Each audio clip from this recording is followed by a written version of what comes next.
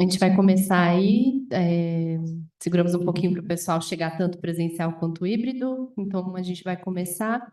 A gente está aqui com um evento hoje de soluções baseadas na natureza e mobilidade urbana, urgência da mudança climática no paradigma das cidades. Vou passar brevemente a palavra para o Sérgio Aveleda, que vai explicar um pouquinho mais sobre essa série de eventos que está sendo promovida. Obrigado, Heloísa. Bom dia a todas e a todos que estão presentes aqui no INSPER e também a todas e a todos que nos acompanham pela Rede Mundial de Computadores. Nós estamos lançando hoje, nós quem, né? Em primeiro lugar, nos apresentarmos aqui, esse evento é responsabilidade do Observatório Nacional de Mobilidade Sustentável, que é uma iniciativa do Centro de Estudos de Cidades, Laboratório Arco Futuro do INSPER, apoiado pela CCR, pelo grupo CCR, pelo grupo de concessões de rodovias, que nos apoia nesta jornada. Nós vamos realizar esses eventos toda última sexta-feira do mês. É um pocket evento, né? Um evento pequeno, um evento para a gente fazer reflexões rápidas, como se fosse uma espécie de acupuntura de reflexões sobre o tema da mobilidade urbana e das cidades. Então, vocês ficam convidados para acompanhar a programação no site do INSPER, nas redes sociais do INSPER, porque nós vamos ter aí uma sequência de eventos conectando o observatório, e em seguida a Bruna vai apresentar o Hub de Inovação. Então, aqui a gente também vai trazer muitas coisas disruptivas, de tecnologia, de soluções que estamos promovendo. Eu posso adiantar já o evento de novembro, por exemplo, nós vamos trazer para apresentar o People Mover, que vai ser inaugurado no aeroporto de Guarulhos, e que é uma solução de mobilidade urbana, que é uma solução brasileira, o aeromóvel de Porto Alegre, uma solução metro-ferroviária movida a ar, uma solução muito interessante, muito inovadora, brasileira, inventada lá no Rio Grande do Sul por brasileiros. Então, fiquem atentos, porque a gente vai juntar aqui muita inovação com mobilidade urbana nesta Sexta da Mobilidade. Heloísa, obrigado. Obrigada, Sérgio. Então, eu vou abrir agora para a Bruna. A Bruna é representante aqui do nosso Hub de Inovação do INSPER para falar um pouquinho sobre o Hub. Márcia, se puder colocar a apresentação. Boa tarde, pessoal, tudo bem? Eu sou a Bruna, eu faço parte aqui do Hub de Inovação e Empreendedorismo do INSPER. A gente estabeleceu essa parceria, né, com o Lab de Cidades. Para mim, pessoalmente, assim, é uma honra muito grande. Eu sou arquiteta urbanista. Às vezes eu tenho que lembrar disso, porque hoje eu trabalho com projetos de inovação, mas vira e mexe a gente cai lá no Hub com algumas soluções tecnológicas tanto na parte de empreendedorismo quanto na parte de projetos, que falam muito sobre mobilidade, cidades e todos os temas que estão aqui apresentados, né, e que o pessoal trabalha faz tanto tempo. Eu estou na escola há bastante tempo também, acompanho os eventos e todo o desenvolvimento, né, desde o início do Lab de Cidades.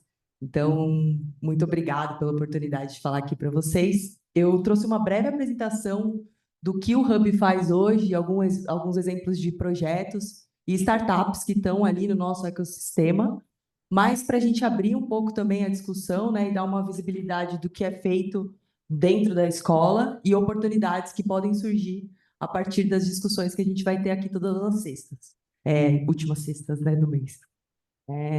Márcia, tem computador? Então, qual que é o papel do Hub dentro da instituição, né? Não tá. Foi. A gente tem como missão contribuir com o desenvolvimento de soluções inovadoras para problemas reais das organizações e da sociedade. E como que a gente faz isso, né, efetivamente? Ai, não está passando. Passa para mim, por favor, Márcia. De novo. Agora foi. Então, como que a gente ajuda na inovação com os parceiros? A gente somos divididos em 3 frentes de atuação, basicamente. Então, a primeira é com projetos de inovação, né? A gente tem projetos em vários níveis, projetos acadêmicos, projetos customizados, inova projetos, o que a gente chama de empresas patrocinadoras. Né? A minha frente é de projetos acadêmicos, e dentro da frente de projetos acadêmicos, são algumas disciplinas que a gente tem regular no currículo da escola e que a gente traz cases dos parceiros para promover a inovação, o estudo, o aprendizado dos alunos, basicamente. Né? Como projetos acadêmicos, eu trouxe alguns exemplos do que a gente faz em Capstone. Os alunos de engenharia, por exemplo, né? Eles não têm um TCC regular aqui na universidade. Eles trabalham com um case real de um parceiro. E aí eu trouxe alguns cases, exemplos de cases, né, de parceiros que a gente tem trabalhado com temas mais sobre cidades. A NVIDIA, por exemplo, a gente fez um projeto para eles de identificação de impacto de incidente climático usando inteligência artificial. Então, os alunos, eles se baseiam na inteligência artificial e conseguem criar para a empresa um estudo de uma solução que identifica e monitora os impactos desses incidentes climáticos nas cidades. A Dell também, a gente já desenvolveu um projeto com eles, né, de coleta, processamento e visualização de dados meteorológicos de imagens de satélite para análise de crises climáticas na cidade de São Paulo. Então, a Dell veio com essa proposta de projeto e os alunos utilizaram da infraestrutura da escola, dos laboratórios e a expertise dos professores para analisar esse problema que a empresa trouxe. A gente fez também com a eMoving, né? A eMoving é uma startup que ela foi fundada no INSPER, né? Então, tem essa interface muito grande entre o empreendedorismo e a inovação de bikes elétricas. E a gente fez o desenvolvimento de interface e experiência de uso com as bikes que eles alugam, né? Então, os alunos também conseguiram trabalhar nesse projeto usando tecnologia e ajudando no desenvolvimento das bikes elétricas da eMoving. Os outros projetos que a gente trabalha de inovação, customizados, Inova Projetos e projetos com empresas, eles vêm sob demanda da empresa. Então, normalmente, a gente desenvolve as tecnologias aqui em casa, né, e ajuda as empresas com as demandas originárias deles. O que a gente tem mais oportunidade mesmo de trabalhar temas mais amplos e que tem mais impacto para a mobilidade são em projetos acadêmicos. A gente acompanha esses projetos, né? Muitos desses projetos são implementados pelas empresas e alguns alunos também saem com uma ideia de negócio e podem fomentar o empreendedorismo, a startup deles dentro do Hub.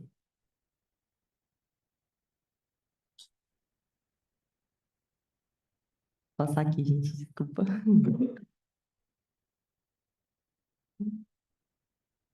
Aqui são algumas das corporações parceiras que trabalham com a gente, né, dentro de projetos acadêmicos e projetos inovadores de inovação. Tem um portfólio bem extenso de empresas, né? Só alguns exemplos aqui. Aqui também a gente trabalha com estratégia de inovação, aculturamento e relacionamento com startups, né? E como que a gente faz isso? Através de challenges, mentorias, mapeamento de ecossistema e tudo mais. A gente fez um último challenge que a gente fez com a Polvolab, né? A Polvolab é uma ONG que conecta pequenos produtores com mercado de luxo, por exemplo. Então, a gente fez um challenge, convoca os alunos, a comunidade, ex-alunos e outros stakeholders aqui do INSPER para trabalhar uma solução para aquele problema específico. Então, pensando em mobilidade, a gente poderia promover o debate, qualquer tipo de debate, com a ajuda da nossa comunidade. A gente convoca, faz um desafio, monta ali uma estratégia em design thinking, em outras metodologias, e a gente sai de um challenge com possíveis soluções para a resolução de problemas complexos das empresas e das organizações. E a nossa frente de empreendedorismo é um sistema que a gente tem de atendimento ao empreendedor, desde a ideia do negócio até uma aceleradora. Então, qualquer tipo de solução que seja criada pelos nossos alunos para resolver algum problema, né, uma startup, uma ideia de negócio que eles tenham, a gente dá todo esse suporte no processo empreendedor, desde a ideia do negócio até a aceleração. Hoje a gente tem no portfólio, né, mais ou menos 500 alunos e alumnos que são atendidos, e esse é um benefício vitalício da escola. Então, qualquer aluno ou ex-alunos de cursos de longa duração que queiram suporte do Hub para empreender, a gente consegue atender para sempre. Não precisa ser nem enquanto ele está cursando. Mais ou menos 150 startups que estão em advisory com a gente, que a gente ajuda no processo empreendedor, e 10 startups em aceleração nesse momento. Essas são algumas das startups que a gente tem no nosso ecossistema, né? Mais ligada ali aos temas de mobilidade, de cidades, né? A gente tem a Waterlog, não sei se vocês conhecem já, é uma startup que promove sistemas de monitoramento para vazamento de água nas cidades. Então, eles desenvolveram sensores, e esses sensores são implementados em cidades, né, que compram esse serviço, e dentro dessas cidades eles monitoram todo o sistema de abastecimento e conseguem reduzir perda de água, por exemplo, né, já monitorando da onde essa água está vazando e o que as cidades precisam fazer. A gente tem também uma startup que foi fundada faz mais ou menos uns 2 anos, chama Pred Park. Ela usa um sistema também de monitoramento das vagas disponíveis em estacionamentos públicos de rua mesmo, da vagas disponíveis, porque eles se basearam num estudo, né, que quanto mais o carro roda para procurar uma vaga, mais emite carbono, mais causa prejuízos para as cidades. Então, eles usam esse sistema de monitoramento para criar toda uma malha de rede e de vagas disponíveis em determinados locais, né? E aí a gente também tem muita interface do empreendedorismo com a inovação. A Pred Park, por exemplo, participou de um projeto acadêmico onde os alunos otimizaram esse sistema para uma cidade que ainda não estava com todo o mapeamento, monitoramento. Então a gente conversa muito entre projetos e empreendedorismo na escola. E todo o conteúdo produzido pelo Hub, né? A gente tem o Hub 9, que é nosso canal de comunicação. Fazemos vários eventos, tem podcast, tem webinars, né? Produção de conhecimento, todo o conhecimento que é possível ser divulgado, a gente coloca na nossa rede e deixa ele aberto ao público para vocês conhecerem melhor. Márcia, acho que não saiu aqui.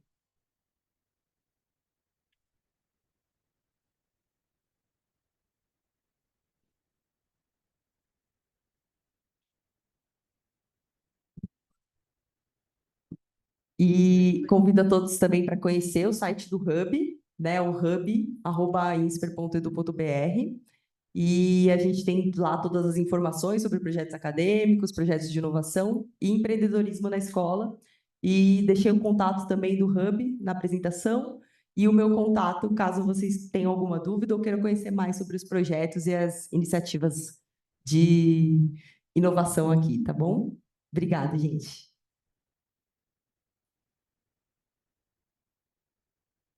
Bom, agradecer, Sérgio, pela explicação inicial e Bruna por trazer à luz assim, ao Hub, que muita gente não conhece, às vezes passa ali em frente e não conhece toda essa gama de atividades do Hub. Obrigada. Nós temos 2 convidados online, então estão remotos. Vou abrir primeiro para o Michel fazer a apresentação. Michel Fará, presidente da Fará Surface. Pode fazer sua apresentação e depois a gente abre para a Laura Janca, que também já está aí na apresentação. Bom, primeiramente, obrigado pelo convite. Sérgio Aveleda, sou grande fã aí do seu trabalho, a gente já se conhece há muitos anos, principalmente nessa área de mobilidade. É um prazer muito grande participar do primeiro projeto aí dessas soluções baseadas na natureza e mobilidade nessas sextas-feiras que vocês estão fazendo. Bruno, obrigado aí pelo incentivo ao empreendedorismo. É sempre muito importante, né, saber que vocês estão alinhados aí com tanta empresa aí tentando sobreviver nesse nosso mercado. Queria agradecer a Laura Janca por estar aqui com a gente e a Heloísa que está aí, né, ajudando a gente também. Primeiramente, falando um pouco, né, das soluções baseadas na natureza, eu quero explicar um pouquinho sobre a Fará. Eu fundei a Fará em 1986, principalmente entendendo, né, como é a nossa cidade para a grande maioria das pessoas. Entendi o privilégio de ter nascido homem branco privilegiado no nosso país e toda vez que viajava me incomodava muito as soluções urbanas que a gente tinha ao longo do primeiro mundo e as poucas soluções que a gente tinha empregado no nosso país. E fundei a Fará justamente para começar a arrumar o caminho da minha casa para o escritório, depois entender o que a comunidade precisava, não somente nas áreas mais carentes, mas também em toda São Paulo, né? Entendendo esse movimento de mobilidade e de melhorias urbanas. Então, começamos a Fará em 86, arrumando jardim. Então, a gente brinca que somos todos jardineiros, né? Então, todo mundo tem assim o seu quê. E foi muito nessa. Então, em 86, o prefeito era o Jânio Quadros, e ele precisou arrumar aquelas alças da ponte da Cidade Jardim. Então, após a retirada de uma comunidade local que tinha lá, e infelizmente naquela época não tinha ainda os direitos humanos, então era uma forma ainda muito agressiva, foi uma cena muito difícil de ver, mas depois, com as melhorias, os assentamentos que a gente foi passando esse pessoal e ajudando muito a Prefeitura de São Paulo nessa época, a gente sempre foi empresário, eu comecei a perceber o que eu queria fazer e foi aí que a gente fundou a Fará Service, né? Pensando realmente em trazer a qualidade de vida para as pessoas que moram em cidades urbanas como São Paulo. E aí, diante disso, passados-se quase 40 anos, né? Então, esse ano a gente faz 38 anos, agora em setembro, né? Então, mês que vem a gente faz 38 anos de empresa, a gente vem atuando em vários setores, né? Então, a gente detecta o que a comunidade quer, vai nos órgãos públicos, pegando as autorizações, e depois vai na iniciativa privada para pegar o recurso. Então, 100% dos projetos que a Fará já fez até hoje, nenhum é com dinheiro público.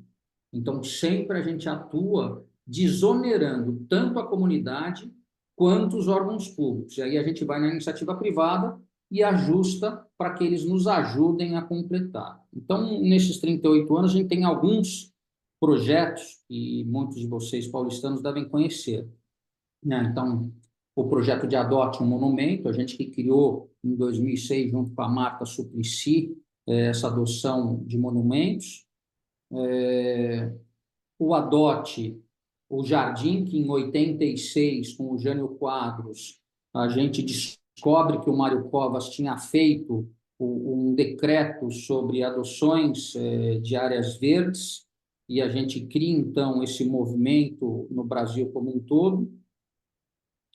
E dentre os projetos que a gente já executou, foi o primeiro restauro do monumento às bandeiras, o restauro das fontes do Museu do Ipiranga, a gente fez a maior parede verde, muro verde do mundo, que hoje está na 23 de maio, facilitando, né, toda essa captação de CO2 que aquela parede tem como objetivo.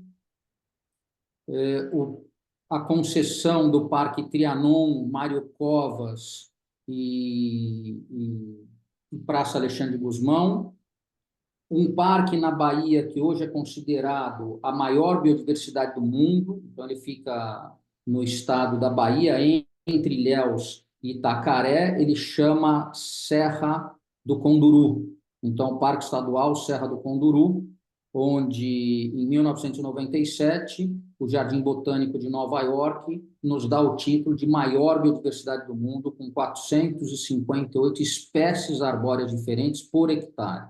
Segundo lugar no mundo na Indonésia, que são provavelmente 400 espécies de aves, e o terceiro lugar não chega a 200. Então, a riqueza, né, que a gente vem falando muito nesse sentido de soluções baseadas na natureza. E, por fim, o que a gente vai explanar aqui é justamente a ciclovia da Marginal de Pinheiros, que o Sérgio Aveleda, em 2010, junto com o Serra, ele acaba criando essa alternativa de mobilidade, né, ativa para toda a cidade de São Paulo. Em 2020, né, vou voltar um pouquinho atrás, em 2008, o Sérgio me chama, quando o presidente da CPTM, ou do metrô, agora eu não lembro bem, Sérgio, para a gente estudar a adoção dessa cidade, né, da criação de um modelo para adoção da ciclovia da Marginal de Pinheiros. Passados 12 anos, né, em 2020, já na gestão do João Dória, o Alexandre Baldi, que era o secretário do Transporte, me chama novamente para que a gente realmente adote a ciclovia da Marginal de Pinheiros, e a gente acaba aceitando o desafio, participa de uma concorrência pública, e infelizmente somos os únicos a participar, e a gente transforma toda essa região que vocês estão vendo agora aí na imagem, né, onde o Sérgio Aveleda, repito, foi o primeiro a acreditar nesse potencial dessa área, e a gente vem desde 2020 fazendo todas essas reformas, obviamente junto com o governo do estado, né, que começou com João Dória, hoje com Tarcísio, e a gente vem recebendo bastante apoio, e trazendo uma área onde haviam 10 mil pessoas por mês trafegando para hoje 310 mil pessoas, e até o final do ano chegando a quase 600 mil pessoas é a nossa previsão. 40% das pessoas que trafegam no local é para mobilidade urbana. Então, eles vêm da zona sul até a zona oeste, né, onde você tem toda essa mobilidade. Uma grande mudança que a gente fez ali para ajudar na mobilidade foi a extensão do uso da ciclovia, que era das 5h30 da manhã até as 6 da tarde, hoje a gente chega até a meia-noite. E aí falar um pouquinho, né, dos nossos 4 pilares, né, que a gente sempre, quando busca um projeto, a gente tenta praticá-lo, né, e obviamente a gente vem conseguindo. Então, como vocês estão lendo aí, a não gentrificação. A gente entende que quando a gente cria ou executa um projeto de mobilidade ou de melhoria urbana, a gente acaba expulsando uma grande parte da população, ou por preço, ou por qualificação do local, expulsando pelos métodos e gerências que a gente faz. Então, em todas as nossas áreas, a nossa principal foco é não trazer elementos que inibam a presença das pessoas lá dentro, né? As áreas verdes, então, sempre criando e preservando as áreas verdes da nossa cidade.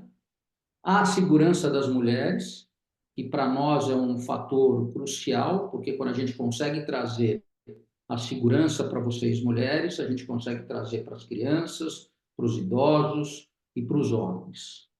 E projetos de equidade, onde a gente tenta avaliar o nosso entorno e não trazer primeiramente a igualdade, mas sim a equidade.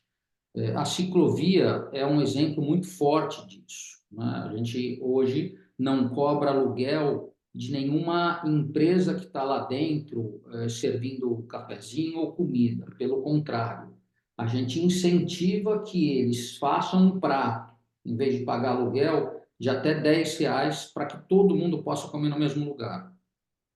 Nós fizemos um estudo junto com o Instituto Mobilidade, o antigo Sanpapé, onde a gente avaliou ali do shopping Cidade Jardim até o Panambi, são 6 quilômetros, todas as comunidades que se encontram ao redor da ciclovia. E foram 98 comunidades com 1,2 milhões de pessoas morando lá dentro. Então, a gente fez um recorte nessas favelas e vem trazendo esse pessoal para empreender, e aí depois vou pedir até a ajuda da Bruna, para a gente conseguir ajudar esses microempreendedores nas comunidades, para que eles atuem no parque justamente para trazer essa equidade. Então, quem pode pagar com uma marca Três Corações que está na ciclovia, ela paga pela marca, mas, por exemplo, um Oséias que está lá e outros tantos não pagam porque eles têm esse compromisso, né, tanto comunitário quanto de empregabilidade. E aí, falando um pouco da nossa ciclovia, né, são, como eu falei, 97 comunidades, e não é ao longo do percurso dos 24 quilômetros que a ciclovia tem, né, somente em 6. São 3 milhões de pessoas no entorno e 330 mil usuários mensais, como a gente falou. Se puder mudar. Perfil do frequentadores, né? Então, a gente tem aqui um perfil pelo Strava e pela CPTM, né, colocado. Então, 42% alta performance. Aí você tem aí logo em seguida o lazer, a família e o transporte aí com 38%. A frequência do perfil que frequenta, você tem praticamente todas as classes. É um lugar muito democrático. Ele está quase equilibrado em relação ao uso da ciclovia. Por favor, pode passar. Então, aqui, para quem não conhece, vale muito a pena vocês irem, e eu convido todos a darem uma volta ali na ciclovia, desde quando a gente pegou até hoje, como eu falei, são 22,5 km de ciclovia de um lado, onde somente bicicletas podem participar, e as grandes mudanças, Sérgio, que a gente fez logo após a sua brilhante ideia foi unificar a pista, porque antigamente só podia o ciclista andar em um braço da pista, então uma pista de 5,5 metros, e os ciclistas eles estavam somente na metade dessa via. A gente conseguiu convencer o governo que era importante fazer uma mão dupla, né, dessa ciclovia, e hoje o ciclista tem preferência, né, em todo o trajeto desses 22 quilômetros. Em 2001, a gente acaba também concorrendo e participando da concessão do Parque Bruno Covas, que é do outro lado da margem, e no Parque Bruno Covas pode entrar de patinete, a pé, com cachorro, com gato, né, com todos os outros modais e preferencialmente o modal pés, né? Então, hoje a gente tem ali a ASICS House, que promove quase todo final de semana corridas, e a gente quer se tornar aí o maior projeto de triatlon da América Latina. Hoje a gente já tem alguns títulos aqui nesse conjunto, né, das duas margens que contemplam 50 quilômetros de margem. E a nossa ideia aqui é transformar neste parque linear, juntamente com a ciclovia, algumas diferenciações para as cidades ao longo do mundo. Então, aqui, só para vocês terem alguns dados, a gente já foi eleito o maior projeto de mobilidade alternativa da América Latina, o maior projeto de ressignificação humana do Brasil, onde a gente vem trazendo, como eu falei, esse pessoal das comunidades como empreendedores e não como somente trabalhadores nessa região, e a maior pista fechada de bicicleta do mundo, né? Alguns impactos positivos que a gente criou ao longo desses nossos 4 indo para 5 anos de administração: a criação do CAPA, que é o Centro de Apoio e Proteção aos Animais. Hoje a Mariana Aidar é a nossa líder que comanda toda essa gestão dessa criação aí desse instituto. A gente vem ganhando prêmios do governo do estado de São Paulo como a melhor empresa para cuidar de animais silvestres do estado de São Paulo, e hoje a gente acaba aí cuidando de quase todas as espécies que convivem com os nossos ciclistas e transeuntes, né, e passageiros ali que caminham, que andam no parque, na ciclovia. Quando a gente adotou a ciclovia, eram 42 espécies, hoje são 64 espécies diferentes de animais que voltaram. Então, Sérgio, só para você ter uma noção, com a limpeza, né, do rio, né, que na realidade a limpeza é somente o esgoto, né, que foi arrumado, foram 650 mil ligações, num custo de 4,5 bilhões de reais. Então, hoje o Rio Pinheiros ele não entra mais esgoto. O que ele tem hoje lá é exatamente o resíduo sólido, né, que vem quando chove e a gente joga o lixo errado e continua jogando o lixo errado, ele acaba descendo aí para o rio. Então, com a limpeza do rio, voltou os mergulhões, que não voltavam lá há 15 anos. Voltaram os peixes, voltaram as tartarugas, os cágados, né, o tucano do bico verde, a gente tem o ratão do rio que voltou também, e as nossas capivaras, que elas aumentaram de 80 capivaras a hoje para 124 capivaras, né, num programa muito interessante. Implantamos 2 pontes flutuantes, são as primeiras na história do Rio Pinheiros, em 100 anos, onde a gente faz a travessia de um lado para outro. Então, essas pontes, elas não somente serviram para as pessoas de bicicleta, como também para o lado oeste, que é o lado oposto da linha do trem, que as pessoas das comunidades elas atravessem, ou as pessoas que não têm essa mobilidade através do trem e do metrô, e elas conseguem ultrapassar para outra margem leste e adentrar em 3 pontos que a CCR, que também é patrocinadora deste evento aqui, a Via Mobilidade que está lá, ela é muito parceira nossa.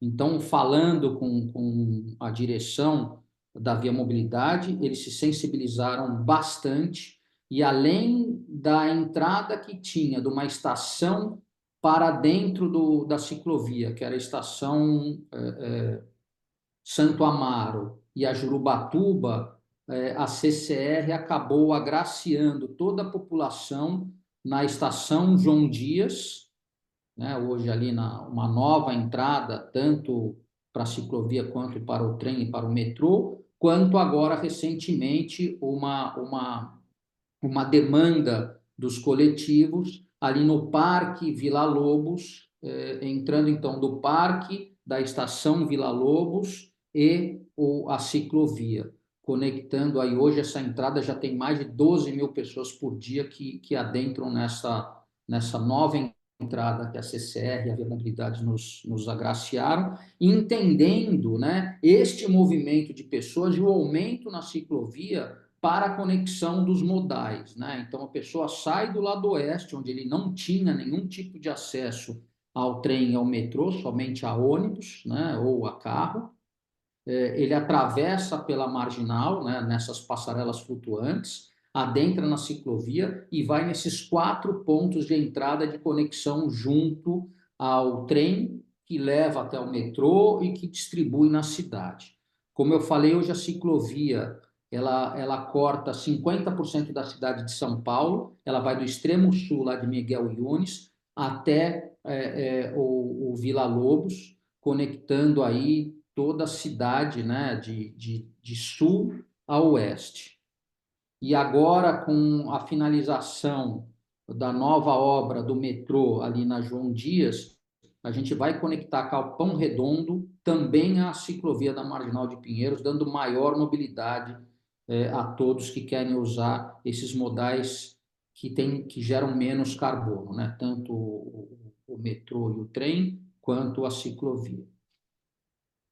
Por favor, pode mudar? Bom, aqui são algumas palestras, a gente tem aqui a Casa Conectada, e Sérgio, eu estou convidando aí a tua parte dos estudos, se você desejar, na próxima sexta-feira, a gente pode fazer ali no parque, nessa nossa Casa Conectada, para que vocês consigam vivenciar junto com o seu pessoal essa nova filosofia baseada na natureza e na mobilidade urbana. Pode passar? Então, pessoal, eu quero agradecer, estou aberto aí às perguntas, e se eu não fui muito claro em algumas diretrizes que eu passei aqui, eu estou aberto a explicar novamente.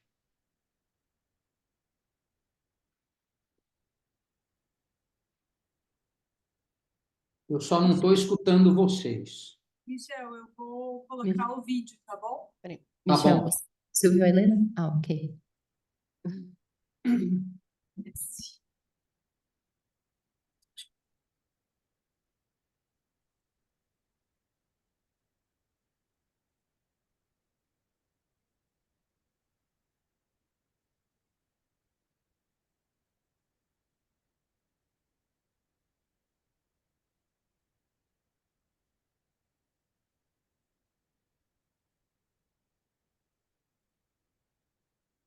Bom, para mim ele está saindo um pouco cortado e sem som, mas tudo bem.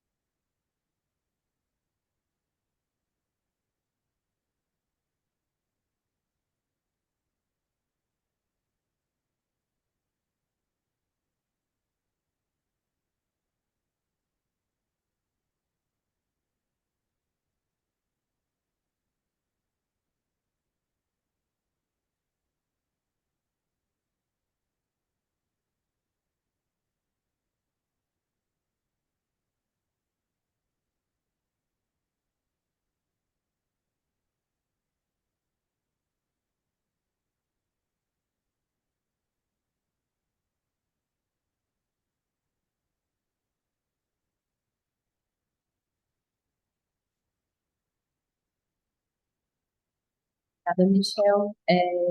Agora, antes de abrir para perguntas, vou abrir para a Laura falar e no final a gente abre um espaço para todo mundo fazer suas questões.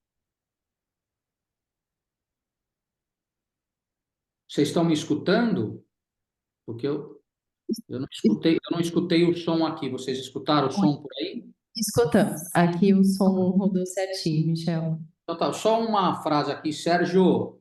A coisa mais bonita que eu acho que hoje tem na ciclovia, quando a gente retirou aquelas lombadas, né, e por entender, a Fará também, no seu propósito, a gente tinha uma empresa que chamava iSocial, onde a gente foi a maior empresa de empregabilidade de pessoas com deficiência. E quando a gente adentrou ali, quando a gente ganhou o contrato da ciclovia, a primeira coisa que a gente fez foi retirar aquelas lombadas, né? Entendendo que ela prejudicava principalmente essas bicicletas dos cadeirantes, que quando ela passava pela lombada, ela raspava todo o eixo e estragava as bicicletas. E hoje nós temos, com grande orgulho, mais de 11 para-atletas olímpicos que treinam na ciclovia, né? Então, hoje é um reduto muito grande. A gente está finalizando agora, junto com a Aranha, um container para dar todo o suporte para esses para-atletas, né? E esse eu acho que foi um grande efeito que esse lugar tão seguro que você teve algum dia, essa ideia brilhante de abrir para todos nós, conseguisse atingir o maior objetivo, que é uma ciclovia para todos e para todas. Muito obrigado, Sérgio.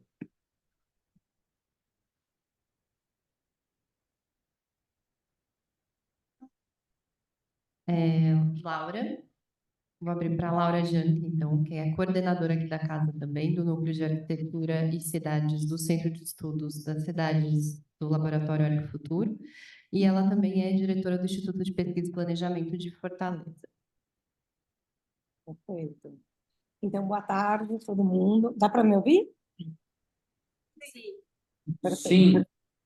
Uma reserva, se eu cair, eu estou com um problema aqui com o meu computador, que está meio doente. Então, se eu cair, Aí eu a gente te levanta. É? Aí a gente te levanta se você cair. Pois é. Vou precisar aqui uma geladeira para levantar meu computador. Esquenta. Mas aí eu vou pedir assim uma paciência de uns segundos, tá? Primeiramente, se parabenizar, não, Sérgio e Helena pela iniciativa de criar essas conversas, esses momentos, não, da mobilidade.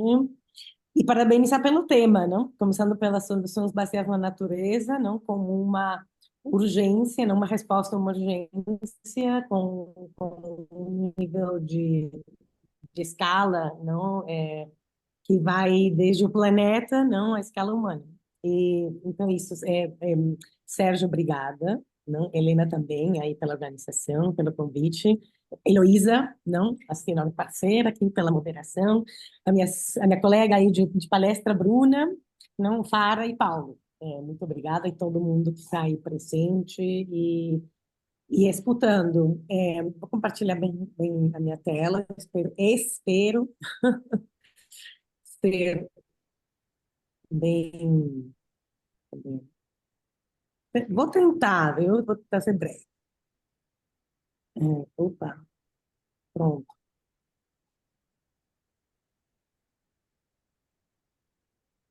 Perfeito. Essa é a minha tela.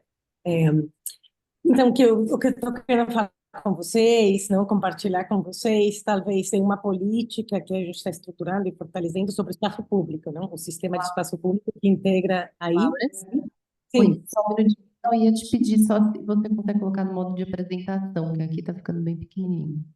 eu entendi. Você consegue colocar em modo de apresentação o PDF? Botando, mas tá. Ele está ficando pequeno. Ah, entendi. Bom, pronto. Então, vamos lá.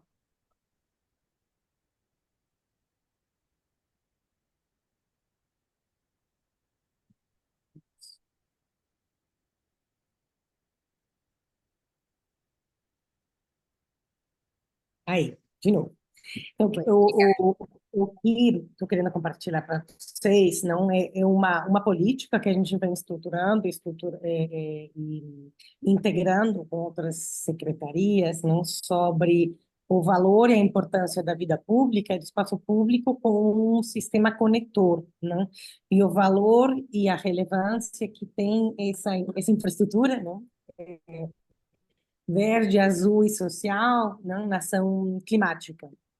Então, realmente, o que a gente está querendo fazer uma provocação, se as soluções baseadas na natureza, mas especialmente as soluções integradas da natureza, sim?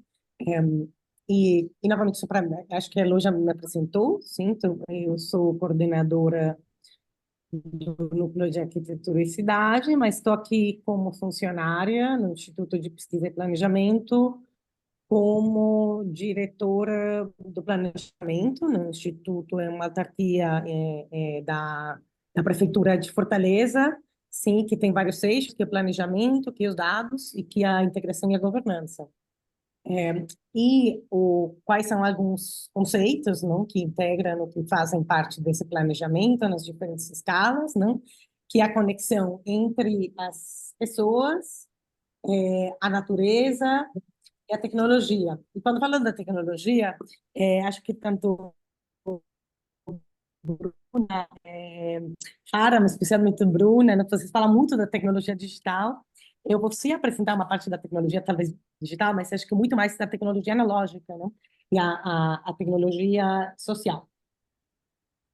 Então, vou aqui tomar o tempo.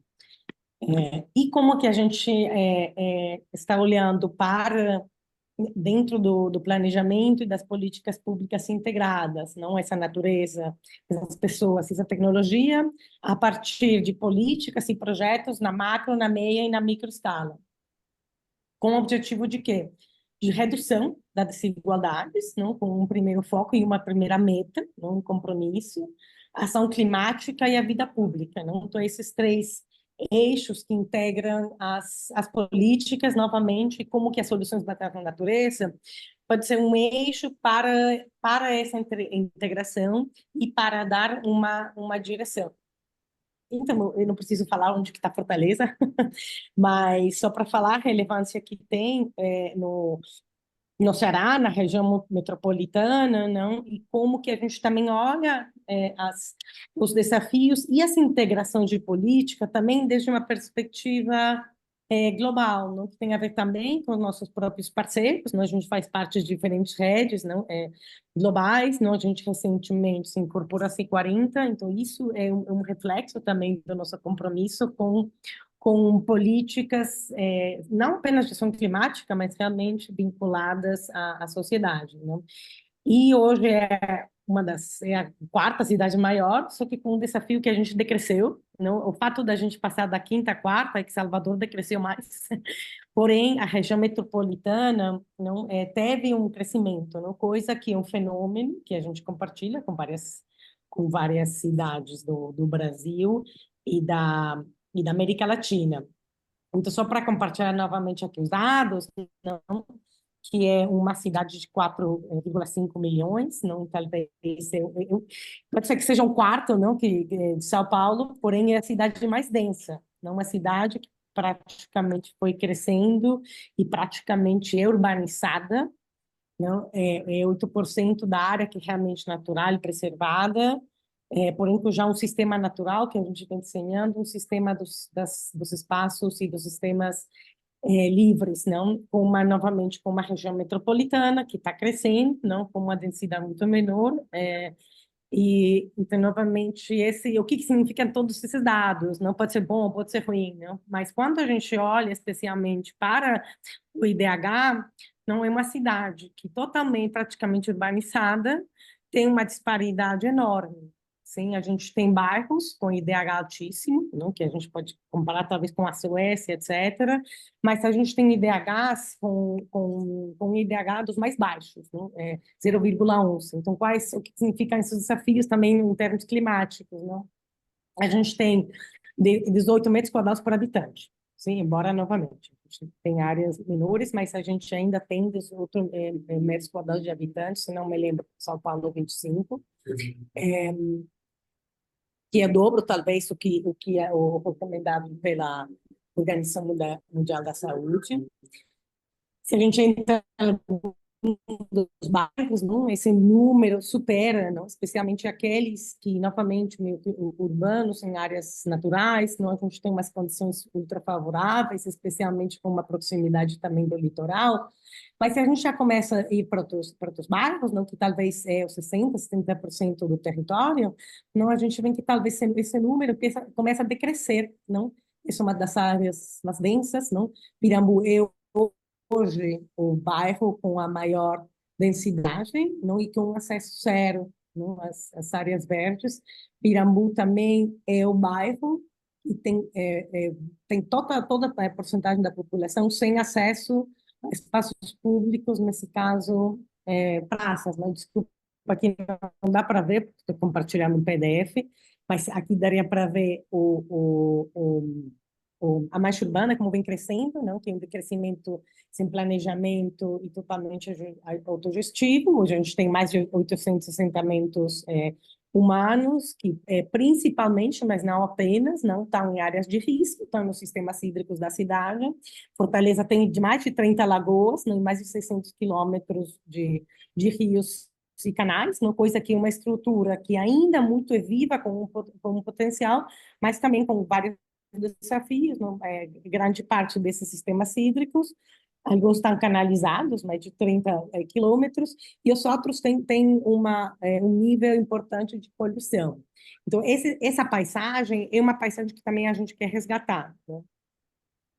E quando a gente olha para os riscos climáticos, não, em termos de como que as soluções dessas natureza podem contribuir, não, essas são aqui uns mapas, não, que a gente está em processo de atualização, não, de quais são as áreas de risco em termos do aumento da temperatura, sim, embora é uma área ventada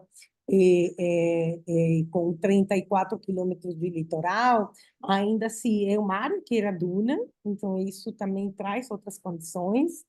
Uma área que tem risco climático de chuvas extremas, a gente teve no início de ano 200 mililitros, e também áreas, não, que tem uma elevação do nível do mar. Então, se a gente olha também para os diferentes bairros, é uma certa coincidência, não? uma certa coincidência também com outros dados que têm a ver com mais sociais, certo? Socioeconômicos, que é onde que se encontram também esses riscos, não? São as áreas que é essa área aqui, essa área mais adensada, não?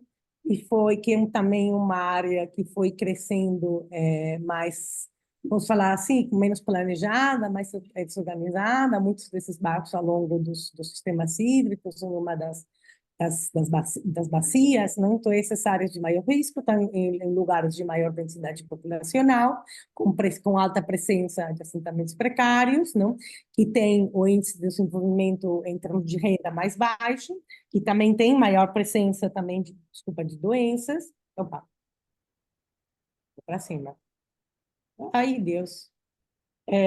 Novamente, aqui é uma estrutura totalmente urbanizada e as áreas que têm menos metros quadrados de áreas verdes por habitante, sim? Porém, quais são as nossas oportunidades? Não? Como que a gente, desde a prefeitura, desde o poder público, utiliza aqueles sistemas, não, que a gente acredita que podem ser suporte para repensar e para pensar sobre políticas públicas, utilizando, e não apenas, mas nesse caso, soluções baseadas na natureza, para confrontar a desigualdade, sim, e para confrontar também o acesso, a desigualdade também no risco climático, não? Então, o que que a gente tem? A gente tem uma rede de equipamentos de proximidade, sim, de escola, de creche, de saúde, não? Que tem praticamente, a gente tem praticamente todos os bairros com essa cobertura, não? A gente tem uma estrutura viária densa, não? A gente tem uma das redes de ciclovias mais amplas do país, não? A gente tem 427 quilômetros, com um compromisso de 500 para fechar esse ano, não? E talvez esse número, desculpa, São Paulo tem 730, uma coisa assim, não? Mas se a gente pensa na população, sim, que a gente tem 2,4 milhões e São Paulo tem 11, então a gente pode talvez sacar algumas correlações ou umas conclusões, mas realmente é um projeto, uma política pública que vem passando de uma administração a outra. Hoje a gente ganha um prêmio da Bloomberg para, novamente, essa expansão. A gente também uma rede de ciclovias, bicicletas compartilhadas, não? A gente tem 50% dos bairros atendidos, não? E novamente as ciclovias 90%, não? E o que é também relevante, esse sistema de espaços públicos livres, não? Que a gente tem esse potencial do litoral, dos sistemas hídricos, dos parques, das praças, dos equipamentos, de ser âncoras, não? Para ter esse acesso mais equitativo, como acho que o Fara também falou, não, o que a gente pensa primeiro, não, que é a equidade, não que é não gentrificação. Então, a gente está nesse processo de pensar no planejamento de proximidade, não? A gente tem políticas a longo prazo, mas também a gente tem políticas de proximidade, com planejamento, com projetos estruturantes e projetos pilotos. A gente tem uma quantidade, que nem toda a prefeitura, não, de ações, algumas mais vinculadas e outras menos, não, que atendem aos riscos climáticos e que se correlacionam também com a mobilidade. Eu vou focar aqui no plano diretor e nos pátios naturalizados e os microparques, que fala da macroescala e da microescala. Então, vou compartilhar brevemente o que é o plano diretor, não, como que a gente está nesse processo de revisão e dos microparques e dos naturalizados, dos pátios naturalizados e os microparques. Esses são 2 projetos, mas temos mais, que a gente diretamente está participando, não? Dentro do EPLAN e dentro da diretoria de planejamento, né? Novamente, plano diretor como uma macroescala, os microparques e os pátios naturalizados como uma microescala. Então, um é integrar e outro é aproximar. Vocês entendendo, não sei se entendendo, mas realmente dando uma olhada naqueles desafios, não, da desigualdade, da falta de estruturação, como que o plano diretor está pensando num sistema, não? Num sistema que se integra, desculpa, a partir de 3 macrozonas, não, de 3 grandes políticas, que não vou entrar talvez no detalhe, mas que tem a ver com o ambiente construído, sim, que tem a ver como que a gente dá valor à estrutura do bairro, pouco mais comunitária, que tem a ver com ter acesso equitativo aos equipamentos, às áreas verdes, às praças, à economia local. Outro que é o sistema do meio ambiente, não? Que é resgatar novamente a estrutura ambiental de lagoas, sistemas hídricos e o próprio litoral, e outra das centralidades, que basicamente tem com políticas de aproximação, de integração do transporte público ao desenvolvimento urbano. Então, novamente, essa dimensão do meio ambiente, da paisagem, do desenvolvimento local, dessa oportunidade. E o que a gente quer, assim, vou compartilhar apenas uns números de todas essas políticas, mas pensando desde a perspectiva climática, né, a dimensão ambiental está aumentando 8% da cobertura vegetal. Será que é muito? Será que é pouco? Para uma cidade, novamente, que é totalmente urbanizada, não? Isso já é um novo. Isso acontece não apenas, mas a partir da revisão das áreas ambientais, mas também a integração desse sistema de espaços livres e públicos como corredores verdes ambientais em diferentes escalas. Outro a partir dessa dimensão local, aumentar o acesso às áreas verdes, especialmente de proximidade. E outro, a partir de um desenvolvimento orientado ao transporte, que tem a ver com densificar e aproximar o desenvolvimento imobiliário, o desenvolvimento de moradia, disso mistos em proximidade de transporte público, com a tese, não, e com o objetivo, novamente, de aproximar a densidade, as origens dos destinos e reduzir com isso, fomentar o uso do transporte público, com isso reduzir a pegada ecológica por deslocamentos, especialmente no automóvel. E aqui, dentro de uma política micro, vou entrar na política micro, eu sei que já estou com muito tempo, mas aqui onde a gente quer ser muito mais sensível, e que é algo que a gente vem estudando muito, né, esse planejamento de proximidade, não, que tem a ver com conectar. Então, vou trazer essa história, não, dos microparques e dos parques naturalizados, são políticas que são muitas de outras secretarias e que a gente vem compartilhando, que a gente vem integrando, sim. Os microparques é uma iniciativa, não, da City Nova, que é uma fundação pública, que surge a partir de um piloto, não, de transformar áreas subutilizadas, menores de 300 metros quadrados, transformar elas em microparques, não, que são áreas naturalizadas, 100% permeáveis, com troncos, não, que traz isso que aproximar a natureza, especialmente das crianças, não, são áreas que estão na proximidade das escolas, não, e novamente trazendo isso como um processo, como uma microintervenção que traz e que aproxima essas áreas novamente da comunidade. Estão distribuídos, se vocês veem aqui no mapa, esses já 30 microparques estão distribuídos nas áreas mais periféricas da cidade. Vocês se lembram, talvez, não, de acesso a áreas verdes, da densidade. É aí onde esses microparques estão criando uma ação e uma transformação. Esses microparques estão sempre nas proximidades das escolas, tem um conselho, não, de comunidade, onde a comunidade também participa para a gestão. Então, novamente, aqui uma imagem, desses parques naturalizados, que são áreas subutilizadas, que a gente tem hoje apenas, a gente utiliza troncos, muitos desses a gente utiliza troncos que vêm da poda, não, foi se criando hortas.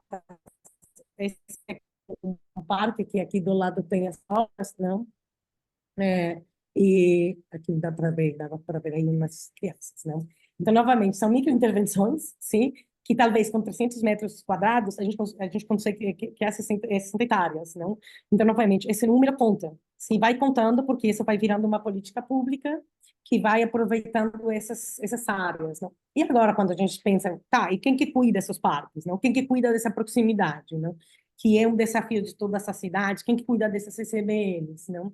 Então, aí foi criado, também um piloto que está sendo testado agora, um programa que é Juventude no Parque, que basicamente uma bolsa para jovens que são moradores do entorno dos microparques, para eles cuidarem desses espaços. Isso foi uma política integrada, não, também das diferentes secretarias, junto com a Secretaria da Juventude, não? Que hoje é uma das políticas mais importantes de Fortaleza, não? Que a gente vem fortalecendo essa pauta, não? Por vários desafios sociais, ambientais, de violência, etc. Não? Então, esses jovens têm essa tarefa. Hoje a gente tem 120 jovens, não? Que vão ser ativados nesses microparques, que vem fazendo já uma ação do cuidado, né? O que cria também esse programa de juventude no parque, né? Cria emprego verde para jovens que estão num processo de decisão para onde que vão, não para um lado ou para outro, que atende o jovem de 15 a 24 anos e que, especialmente, o que é muito importante, que são moradores do entorno. Então, a aproximação e a apropriação é diferente. Se eles conhecem a população, eles conhecem as escolas, não? Então, isso, e essas próprias pessoas, não, têm essa agenda de ser agentes ambientais, tem um programa ambiental, tem ativação cultural, e há uma integração, especialmente com as escolas do entorno. Assim, novamente, pensando nessa integração das políticas do cuidado. E como se monitora essa qualidade do ar? Também tem um piloto, não, que são monitores de qualidade do ar, que estão instalados nos microparques, né, dos microparques, sim, onde tem diferentes mecanismos e diferentes formas para as crianças também se apropriarem desses monitores, sim, isso também é uma iniciativa da City Nova. E como se integra a estrutura local? A gente está falando dos microparques, a gente está falando da juventude, a gente está falando da qualidade do ar, e a gente também estava falando das escolas. Então, com o aprendizado dos microparques, e com uma parceria bem importante com a Urban 95 e com organizações como a Vanir, e dentro de várias políticas da C40 e outras, não?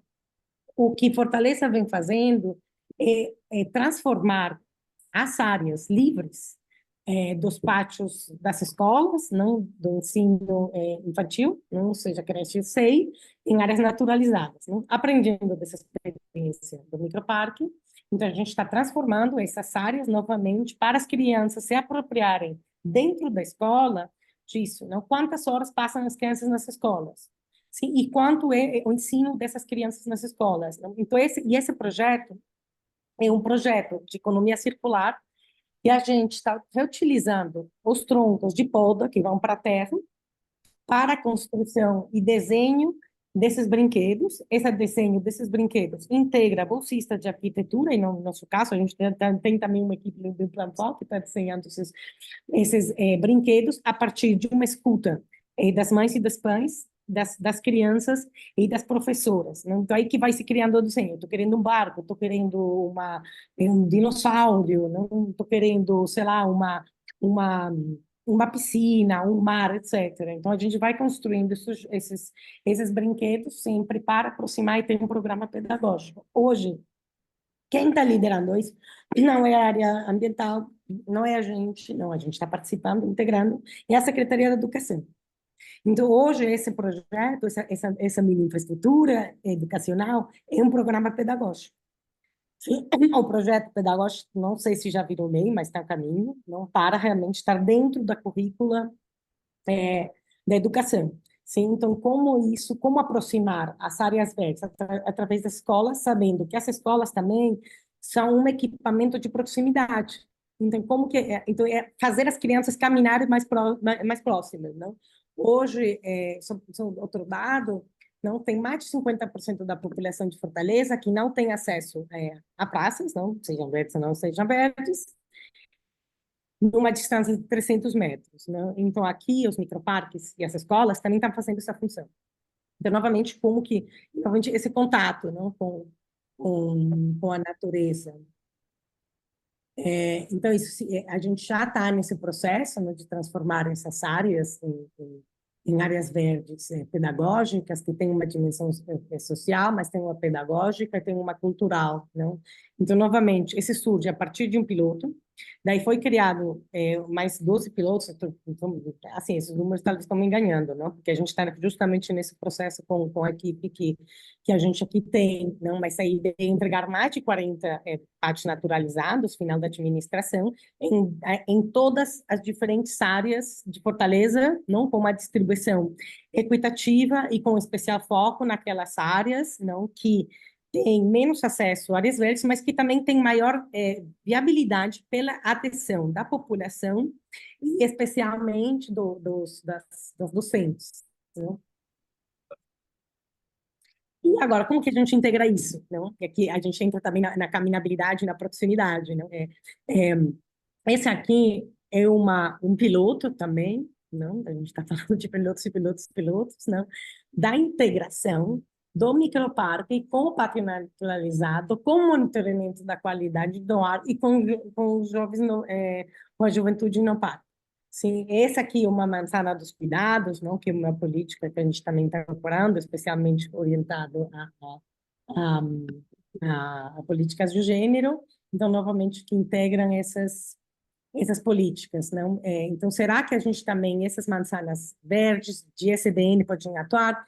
E essa manzana está justamente aqui, não? Que era um desses bairros que tem menor IDH, que tem maior presença de assentamentos precários, que tem uma pouca população de acesso a praças, porém que tem uma IDH alto. Então, só para fechar, não? Esse micro e macro planejamento com soluções integradas da natureza e da natureza para criar proximidade, ação climática e vida pública dos cuidados, né? Integrando aqui esse mapa de Fortaleza, alguns dos desafios que a gente pode compartilhar e que a gente está enfrentando, e a gente também convida todo mundo para ir para Fortaleza. Aceitei o convite. O pessoal aceitou o convite, Laura.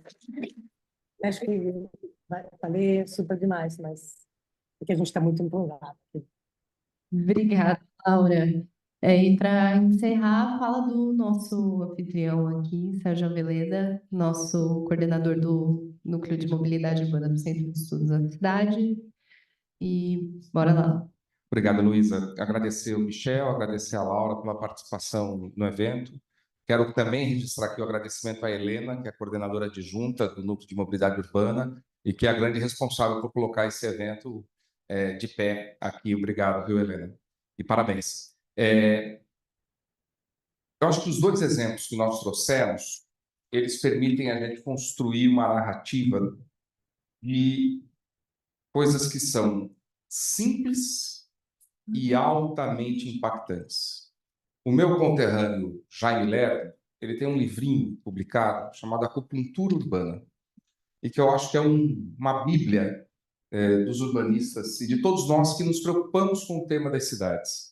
Claro que é importante, Michel, um parque do tamanho do Parque Bruno Covas, é muito importante um parque do tamanho do Parque do Ibirapuera, onde eu cruzei agora de manhã para vir de bicicleta aqui para o INSPER.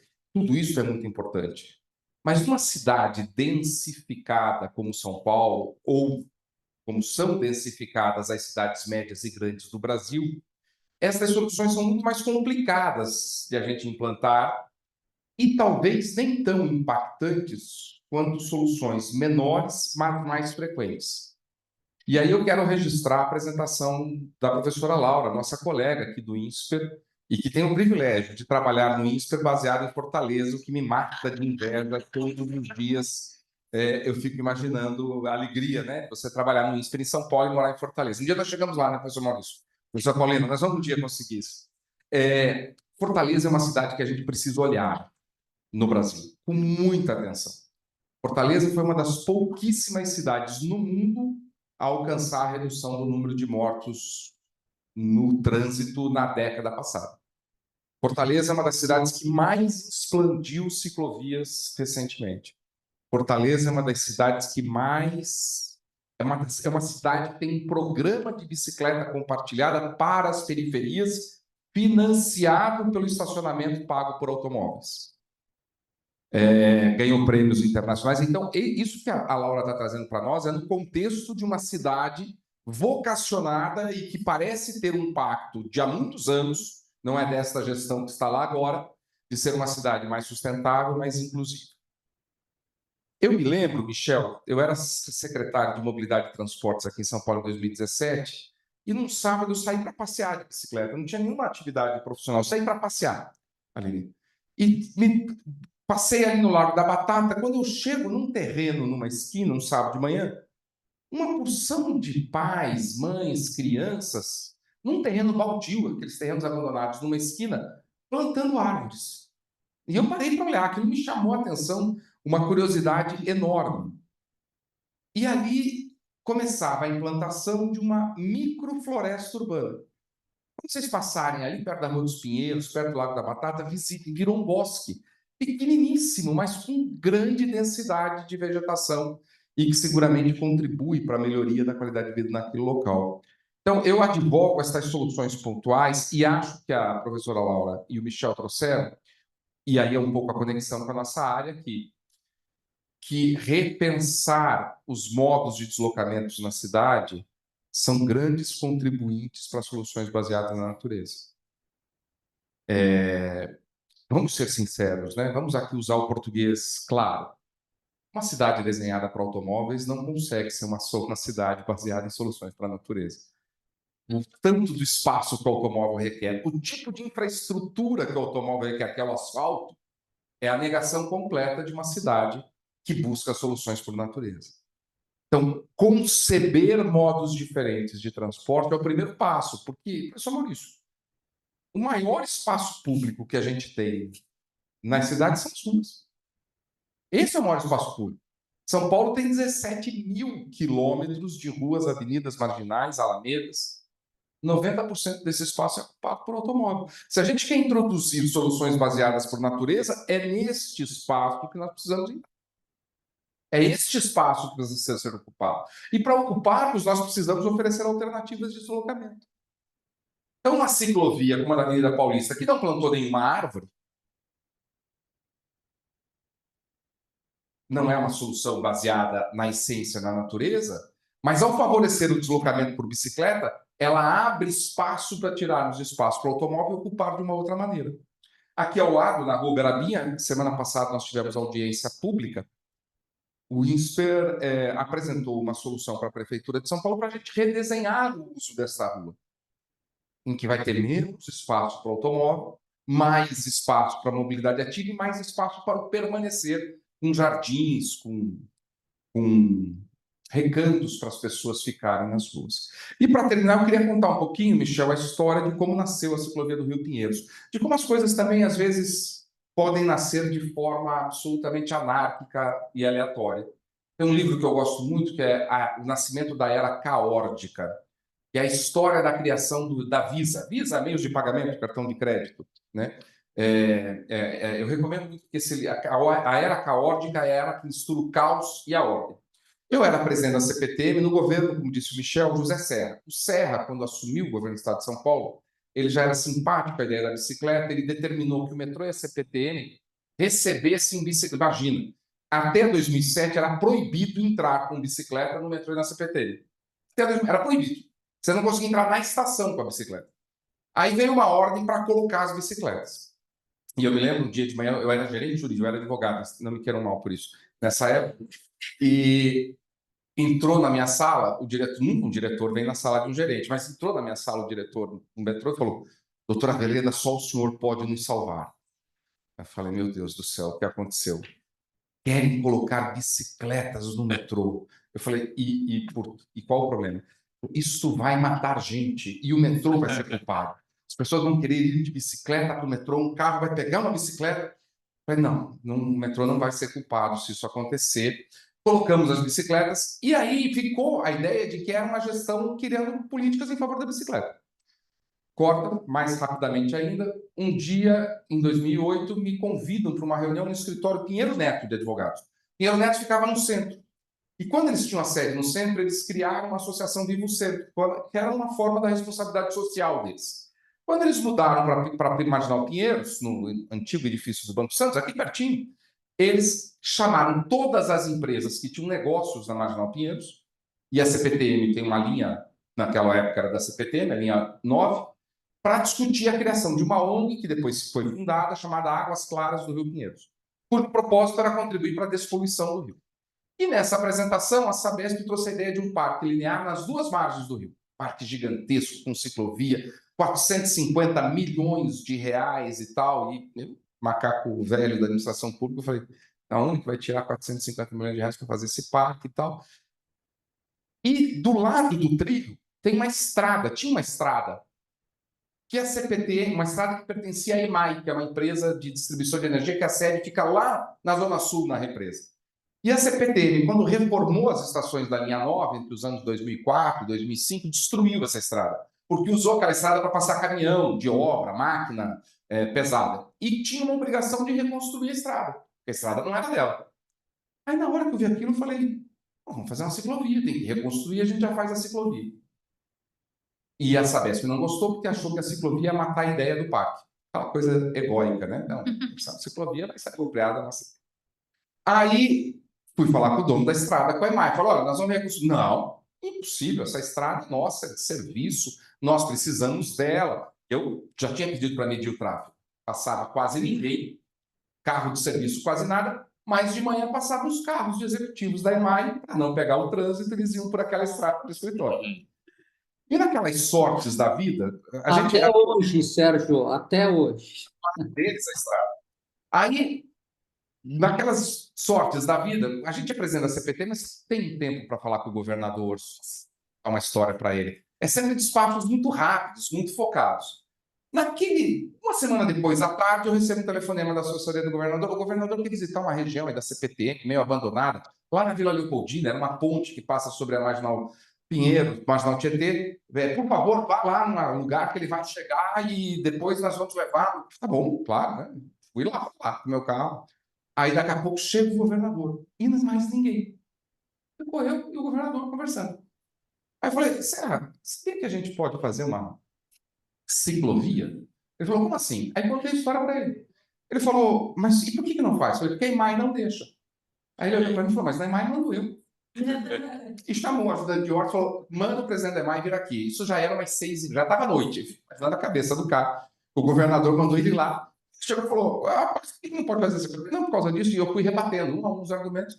No dia seguinte, o Serra chamou, o Serra não, mas ele mandou um secretário, que era o secretário de planejamento, e em 3 meses nós fizemos a ciclovia do Rio Pinheiros. E eu costumo dizer que depois dos meus filhos foi a coisa mais legal que eu fiz na vida. Não tem a menor dúvida. Ideia construir metrô, comprar trem, modernizar a estação, mas a ciclovia do Rio Pinheiros tem um impacto na vida da cidade muito grande. E eu lembro, quando a gente inaugurou, dia 27 de fevereiro de 2010, com a presença, inclusive, do presidente Fernando Henrique Cardoso, que no meu discurso, pena que eu não tenho isso gravado, eu disse, não é só uma ciclovia. Isso representa uma reconciliação da cidade com o Rio. Porque as marginais que foram construídas para dar vazão ao fluxo de carros, ela promoveu um divórcio da cidade. Você não vê mais o Rio, e quando vê, você está no carro com o ar-condicionado ligado, você não percebia nem o mau cheiro mais do Rio. E muita gente dizia, que loucura fazer essa ciclovia, quem vai querer pedalar do lado do fedido do Rio? Eu dizia, pois é, quando as pessoas sentirem que o Rio é fedido, vai começar a ter um movimento para o Rio não ser mais fedido. E foi isso mesmo que aconteceu. Hoje a gente tem... Está acontecendo, Sérgio. Dinheiros, um esforço da sociedade. Claro, foi o governo Dória, vamos reconhecer, mas é um esforço da sociedade alocar aquele recurso e fazer com que aquilo aconteça. Porque a gente se casou com o Rio de novo. Você passa de bicicleta ali e fedia muito mesmo, especialmente aqui na Vila Olímpia, que tinha uma estação elevatória de esgoto da Sabesp. Mas é isso. Então, e agora a gente tem 80 espécies de animais, 120 capivaras, aqui do lado, ao alcance da mão de todos nós, num espaço público aberto, gratuito, enfim, que eu acho que é importante planejar, claro que mas é importante não perder as oportunidades que aparecem para a gente fazer pequenas coisas na cidade, baseadas na natureza, até porque não dá mais, né? Eu contava com o professor Maurício, eu li essa semana que à meia-noite, numa cidade na Arábia Saudita, a temperatura atingiu 56,7 graus Celsius. À noite, não era de dia. Isso indica claramente onde estamos se nós não mudarmos o desenho das nossas cidades. E a mobilidade urbana tem um papel crucial, né? Por isso que quando eu vejo a prefeitura anunciando que vai fazer um túnel, vai ampliar a marginal, eu me apavoro, porque eu me sinto dentro daquele filme Não Olhe Para Cima, onde está a cabeça de uma pessoa que acha que fazer um túnel tem alguma contribuição a dar para a mobilidade, para a fluidez do trânsito ou para a sustentabilidade. Zero, zero, pelo contrário. só vai aumentar a conta de carbono, só vai aumentar a exclusão, só vai aumentar o sofrimento que a gente vive. Quero agradecer muito a todas e a todos. Fiquem atentos, é a última sexta-feira de cada mês, ao meio-dia, esse pocket que causa uma revolta da Helena, porque não tem café, não tem lanche, não tem almoço, está revoltada. Não posso garantir, a menos que o seu núcleo queira fazer o patrocínio do café, pessoal. Super bem-vindo. Núcleo de Cidades Inteligentes, se quiser, a gente recebe muito bem. Luísa, com você, muito obrigado, viu? Bom. Bom, agradecer a todo mundo, o pessoal que participou online, a gente viu que teve uma audiência também, temos 23 participantes online, muito obrigada a quem participou de longe, a quem participou aqui presencial. A gente abre para algumas perguntas, quem tiver dúvidas, questionamentos, quiser fazer alguma fala aqui no final com os nossos convidados, fica à vontade. Tá todo tímido. Todos tímidos, gente. Eu só queria completar aí, Sérgio, para colaborar aí com a tua fala, né?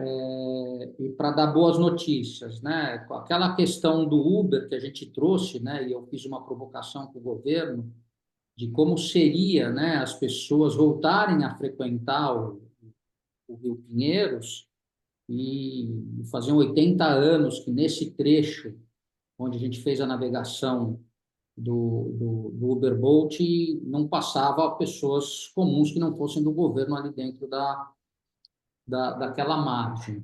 E aí as pessoas começam realmente a entender a importância, porque a gente está falando de São Paulo, né? São 12 milhões de pessoas na cidade de São Paulo, mas na grande São Paulo 22 milhões de pessoas, que nos tornam a quinta maior cidade do mundo, né? De população, né? Só atrás de poucas cidades. E segundo Ciro Pirondi, né, o fundador da Escola da Cidade, nenhuma cidade foi planejada para ter mais de 10 milhões de pessoas. Então, tudo que vocês criarem, tudo que a gente cria aqui em São Paulo, ela serve de exemplo para o resto do mundo, né? E ali eu percebi a importância daquele rio, né, onde a gente está falando, são 50 quilômetros de orla, né, na quinta maior cidade do mundo, e eu cheguei à conclusão que aquilo lá não podia ficar dependendo de uma empresa só. Então, a Fará é a primeira empresa a contratar a SP Urbanismo para estar fazendo o projeto de ocupação de toda essa margem. E aí a gente fez uma visita com a que é a Architecture Association School, né, que é a mais antiga instituição de arquitetura do mundo, que é sediada em Londres. Eles fizeram um passeio no Rio com a gente também e criaram com inteligências artificiais várias transformações naquele rio. Mas entendendo a importância, né? Porque aonde a gente tem no mundo mais de 50 quilômetros virgens para a gente trazer todas essas inovações. Obviamente, tem todo esse problema que você falou aí, ainda continua sendo da EMAI, continua sendo da CPTM, a gente tem Enel, EMAI, NIT, eu brinco lá que você pega uma sopinha de letra, jogou no chão, junta 3 letras, forma uma empresa que está lá, que todas faturam mais de bilhões de reais, né? Então, são todas muito poderosas e ainda continuam sendo usados pelos executivos para ir no dentista, para furar o trânsito, uma questão que a gente discute muito ali e tenta convencê-los de que aquilo lá não é mais para isso, né? Mas a importância desse local e realmente o que as pessoas mais discutem ali é como que eles podem ajudar a continuar essas melhorias. E só por causa desse seu primeiro pontapé, né? E a honra de eu estar junto com você aí nessa continuação, porque você participou de várias conversas logo no começo, e a gente levar mais pessoas é que a gente vem ganhando força independente do governo que entre. Então, a gente conseguiu criar ali um motor contínuo, independentemente se a Fará vai continuar ou não naquela ciclovia, hoje já tem uma massa de população suficiente para eles conseguirem conquistando cada vez mais essa posse e essa conversa e esse diálogo com o Rio novamente.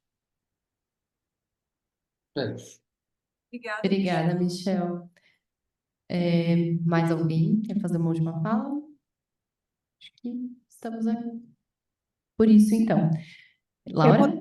Fazer só uma última fala, né? Aproveitar aqui esse espaço não para compartilhar, né, que a gente está também, Fortaleza está fazendo parte do observatório, e que aí o Sérgio e todo o pessoal também aí do centro, não?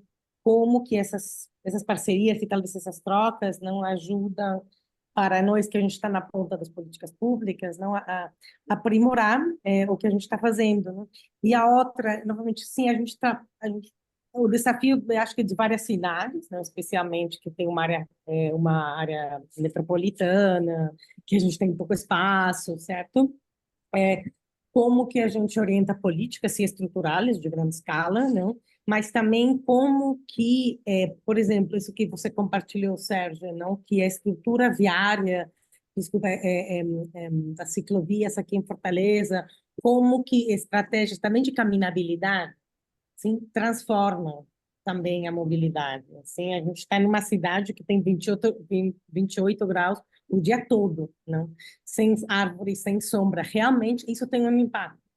Tem um impacto na saúde, tem um impacto tem um impacto na educação. Então, esse acho que também é um foco que a gente precisa também cuidar, a gente precisa medir, não? Para nós ser isso, essas soluções baseadas na natureza, tem também um cuidado nesse sentido, não? Mas aqui acho que eu fico talvez aqui com essa muito grata, não, de talvez poder trocar umas ideias, não, aí com a Bruna, com Fara, não, de ver como que essa tecnologia talvez digital, da inteligência artificial pode ajudar a gente, não, e talvez essa ponte pode ser o próprio observatório, não. Então, Sérgio, muito obrigada, não, porque acho que a gente vai ter aqui soluções e a gente pode compartilhar os desafios novamente nessa macro, mas nessa micro escala, não, e acho que se algo a gente pode talvez compartilhar a vontade de transformar, não? A vontade de transformar. Então, a gente aqui não para, não? E talvez essas micro coisas, não, constroem realmente macro políticas, não? Então, só isso. Parabéns, Sérgio, e obrigada aqui pelo convite. Conte com a gente aqui do INSPER para ajudar vocês, tanto a Fará, né, quanto ao governo de Fortaleza. A gente pode alocar esses problemas para os alunos, para a gente começar a pensar também estrategicamente nessas soluções. Os projetos acadêmicos, eles não têm custo nenhum para as empresas e para os parceiros, né? Eu conecto vocês com os especialistas aqui da casa, de inteligência artificial, cloud, mapeamento e outras coisas, para a gente discutir aí como a gente consegue ajudar vocês nos projetos, tá bom?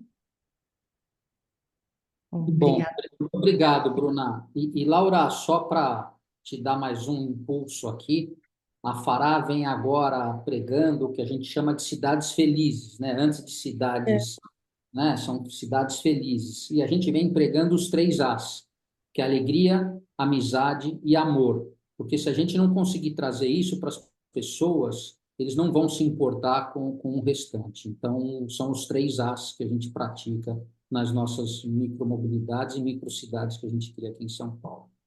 Perfeito. Que acessibilidade, ação climática e ação de política pública. Bom, obrigada, gente. Acho que começamos bem a semana de mobilidade, as cestas de mobilidade. Fica aí o convite a todos para acompanhar não só as cestas de mobilidade, mas os outros eventos do INSPER e do Centro de Estudos de Cidades, sempre nas redes sociais e nos e-mails de vocês, tá bom? Obrigada, até a próxima.